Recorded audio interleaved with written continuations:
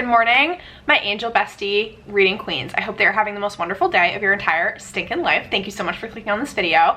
We are starting a weekend reading vlog, and I'm excited because we're going to be reading a lot of Kindle Unlimited romances. Let's talk about what I'm currently reading and also some hopefuls of what I'm thinking I will pick up next. Currently in the middle of the Succubus bargain series. It might also be called the Unlucky Succubus series. I've seen like a couple different names. This is a smutty Kindle Unlimited romance series that is a reverse harem about a cute little succubus girly.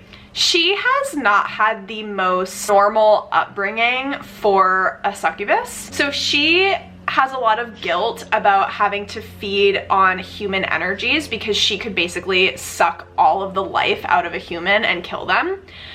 So she's trying to live the most human adjacent life that she can by never killing humans, and also she wants to open this cute little bakery. Like, that is her ultimate goal in life. But demons kind of run this world that she's in, and she comes across these three ancient demons. So far it's a really silly, goofy, fun time. It's been a little bit of a slow burn in this first book because nothing smutty has happened, but there's been like a lot of tension is building, we'll say. The other book that's on my radar for this reading vlog that I really would love to get to this weekend is called Heart of the Raven Prince by Tasanha Odette. It is a Cinderella retelling, and it is the second book in the series Entangled with Fae. Basically, this is a series where you really don't have to read one to read the other. They're all like companion books to each other, and each of the books is a classic fairy tale retelling set in the Fae universe, and they're all fantasy romance books that are so cute and so sweet. There's like a little bit of spice in them, but they are not smutty, spicy books. It's much more of just like a cute romance type deal. And I did read Curse of the Wolf King, and I really loved it. So this is, again, the second book in the series. I am hopeful that I will be able to get to it as well. I might add some books to this depending on how I'm feeling and depending on how much reading I get done. I do have reading sprints this Saturday, which I'm really excited for. They're like our Halloween weekend reading sprints. Meanwhile, I'm not reading anything scary. I'm reading absolute mindless romance smut, and we're living.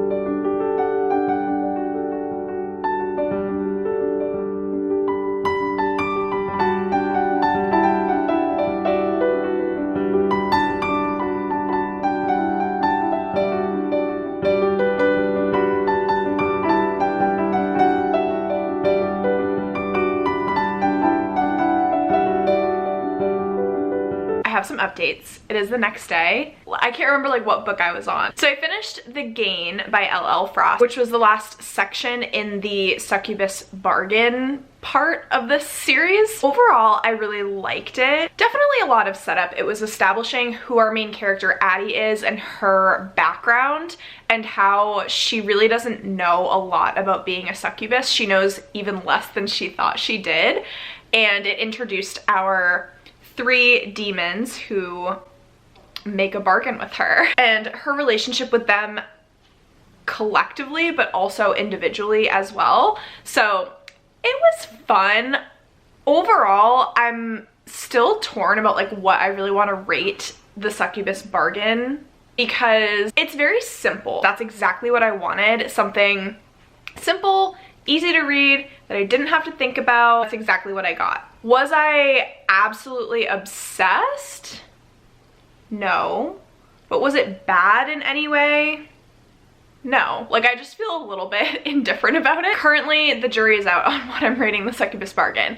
The other update that I need to give is that I finished the second book in this series yesterday called Succubus Studies. So in Succubus studies, Addie is learning even more, and she is starting to feel she has some character flaws. She has some areas where she's still learning about being a succubus, and so she's on a journey of self-discovery, which made me like that second book that much more, because I like books where our main character is on a journey of self-discovery. I also really enjoyed how the 3 demon men are helping her with this journey, but also giving her space to figure it out on her own. They're just very supportive, and I'm loving that. We definitely got some more spicy scenes. There was one big scene in particular, and I'm ready for the reverse harem in this reverse harem series, if you know what I'm saying. Like, I'm just having fun with it, and I don't want to like assign stars to it at this point in time, and you can't make me, and I'm sorry. So that was yesterday, and those are the 2 books that I finished. I am 10% of the way into Heart of the Raven Prince.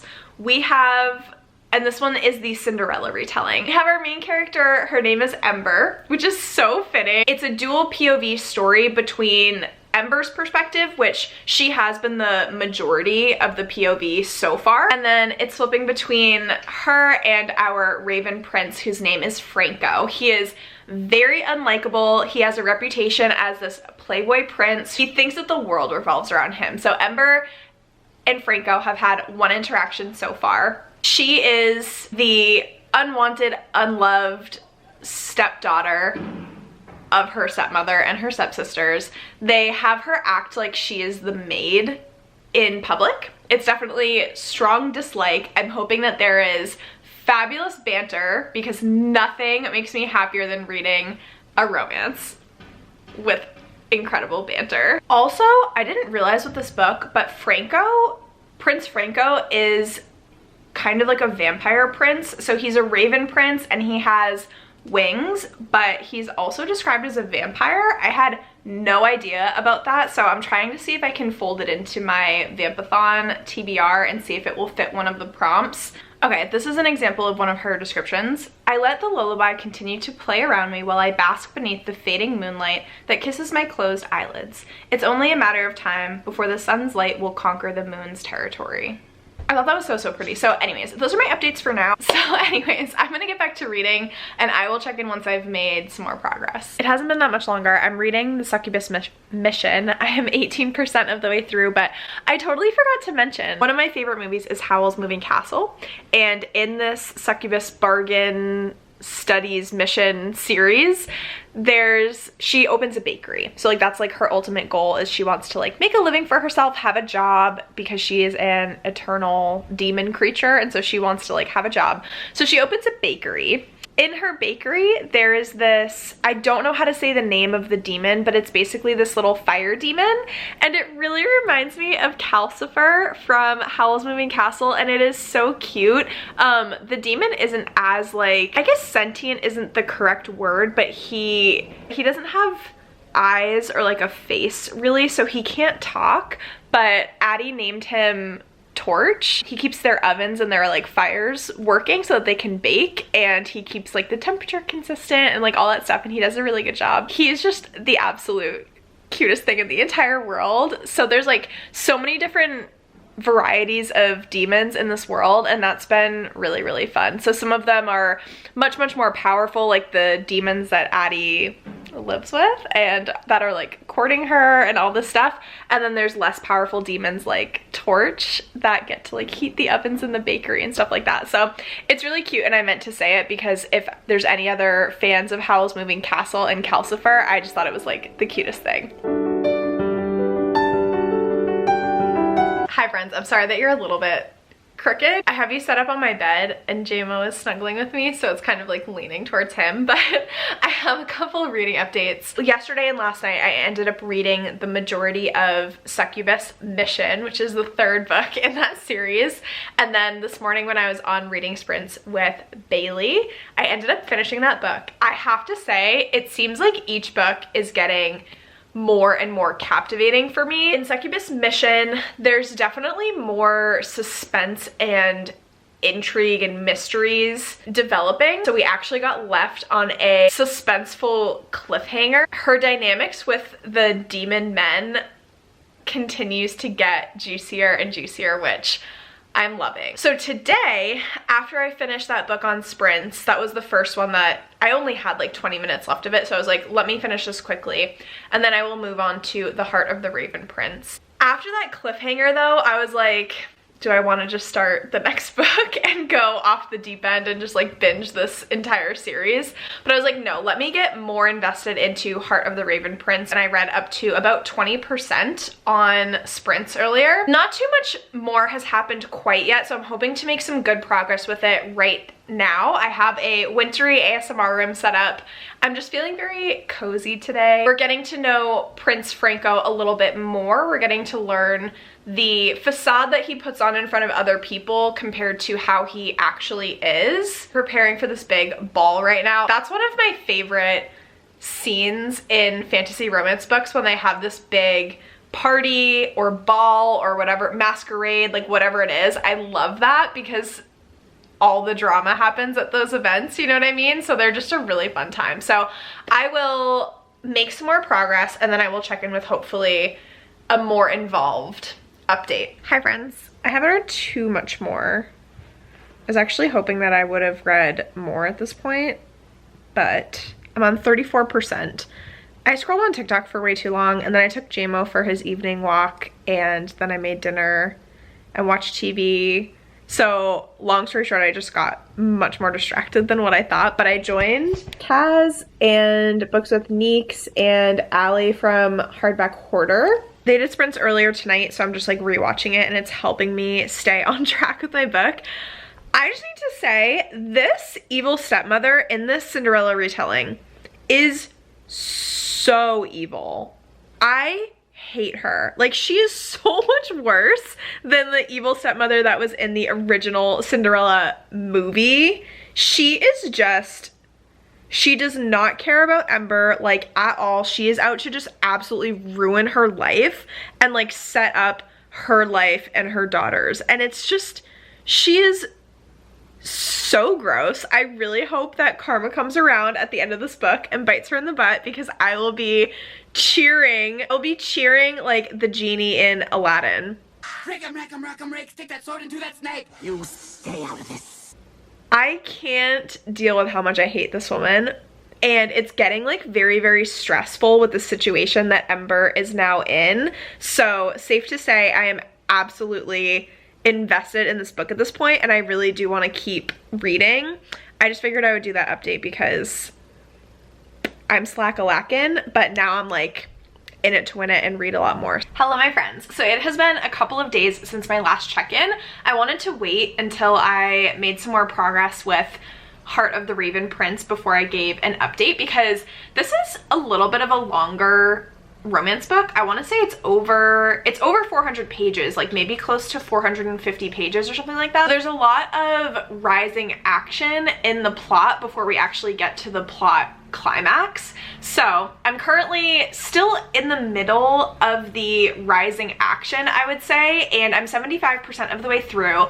This book has been such a joy. Like, I am just having so much fun with it. I know I've kind of been making slow progress and taking my time with it, only because that's a me problem. My reading mood is really coming and going, but I'm trying to read a little bit each night before bed, which has been really helping me. Updates that I need to share. The banter in this book is absolutely everything. If you like a really flirty and playful relationship in your romances, in your fantasy romances, this is such a good one. Their banter is top tier. There's also so many absolutely adorable, cute scenes where they're getting to know each other and having these like really flirty, intimate moments with each other in all of the rising action in this book, and it is everything. It's kind of reminding me of An Enchantment of Ravens by Margaret Rogerson, because like there were so many flirty and intimate moments in that book that were just so cute and like adorable. It just makes you want to like wiggle your toes and smile stupidly to yourself while you're reading this book. That's what I've been doing, which is also why I haven't been vlogging myself reading this book, because it's actually embarrassing how much I'm just like smiling to myself. So this kind of takes place, I would say, in a type of like Regency era society, whatever. I know I mentioned this when I read Curse of the Wolf King as well. Did I vlog that actually? I think I did. If I haven't mentioned it yet, it takes place during kind of like a Regency era, so it's very Bridgerton Fae-esque. So they are in this social season, which is like the mating season, and they're all trying to find husbands and whatever. They're dressing in these fancy ball gowns, like all that fun stuff. Everything's very prim and proper. So like Ember and Franco are spending a lot of time with each other, but they're spending a lot of unchaperoned time with each other, which is interesting because like no one's called them out on it yet, and that's very scandalous. Beside the point, I'm getting so off track with this update. I'm just really, really loving this book, and I also don't understand why I don't see anyone talking about the Entangled with Fae series. I'm so gagged. I don't have anyone who has read this series. So if you've read this series, please let me know. Hopefully you liked it so that you can scream, cry, throw up with me. But if you haven't read the series, please read it. It is so good. It's so well written. It's so whimsical. If you like the writing style of Stephanie Garber in terms of her like really beautiful, almost purpley prose description of things, you kind of get that with this book. I wouldn't call it purpley prose. I wouldn't call it purple prose because it's really not over the top. It's just very, very pretty, beautiful, fantastical descriptions of things that give it that very fairy tale feel. And I would also kind of compare it to, like I just said, An Enchantment of Ravens, with the descriptions, with the relationship development with our characters and things like that. So Heart of the Raven Prince and An Enchantment of Ravens, both princes turn into ravens. So it is very, very, very similar to An Enchantment of Ravens. Wow, I didn't even make that connection until just now. That's my brain for today. The last update that I want to give is kind of like a little bit of a critique. So again, I'm obsessed with this book. The only thing that I will say is that Prince Franco acts like an arrogant ass for like 0.2 seconds, and then the rest of the story so far, he has been so sweet. In these more intimate moments, he's getting very, very vulnerable. We're getting to learn who he is kind of beneath the surface, but he was, again, like only that arrogant playboy that the reader saw for literally 0.2 seconds, like maybe the first couple chapters of the book, and then ever since then we've been diving a lot deeper to get to know him and stuff like that. So it might just be that his relationship with Ember has developed quite quickly. I mean, that is fair to say, but I was expecting a little bit more of that resistance of him being that gross, like annoying type, arrogant, thinks he is on top of the world and everyone else is beneath him, like all that stuff. I was expecting a little bit more of that facade to continue farther into the story, and it really dissipated quite quickly.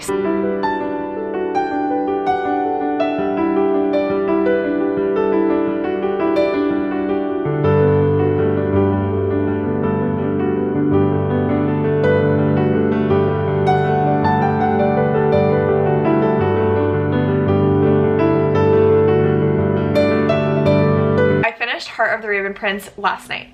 I ended up giving it 4.5 stars because I loved it so stinking much. They were so adorable. Like after their final like declaration of love and in the falling action, our two lovebirds are like, they are much more like stable, and it's no longer questioning like, oh my gosh, like does he love me back, does she love me back? They were so cute in how they supported each other through that climactic plot point, and I'm obsessed. And then also the epilogue, it was just the cutest thing in the entire world. I loved it. I almost gave it 5 stars, but then I was like, I don't know that I would want to reread this story. And the true test of a 5-star for me is if I would reread it and be like as obsessed with it, because I want to like relive that experience of that relationship. I don't know. I literally needed someone to hold me back yesterday. I was about to purchase on Amazon the next 3 books in this Entangled with Fae series. I was gonna purchase Heart of the Raven Prince and then the 2 others that I haven't read yet. Kiss with a Selkie, and then the Snow White one, which I don't remember what the title is, but there's a Little Mermaid retelling after this one and a Snow White retelling. I'm absolutely gonna read them. It's just a question of if I'm going to buy the series or not. I would really like to support this author because I think she's done such a fantastic job. And I'll say again, I don't know why more people are reading this series and like obsessing over it. I feel like November and December would be really good months to read a series like this, because to me, November just feels very magical, fantastical, and everyone's starting to get in like the kind of magical Christmas spirit. At least I am. So that is the end of this vlog. I hope that you enjoyed it. If you did, please be sure to give it a big thumbs up, subscribe to my channel if you want to see more. Leave your romance recommendations in the comments below, because I am in such a romance mood, and especially in November I'm going to be reading a lot of fantasy books. So I feel like heavy fantasy books where you really have to think a lot pair extremely well with some light romance reads. So please leave those in the comments below, and I will catch you in our next one, friends. Bye.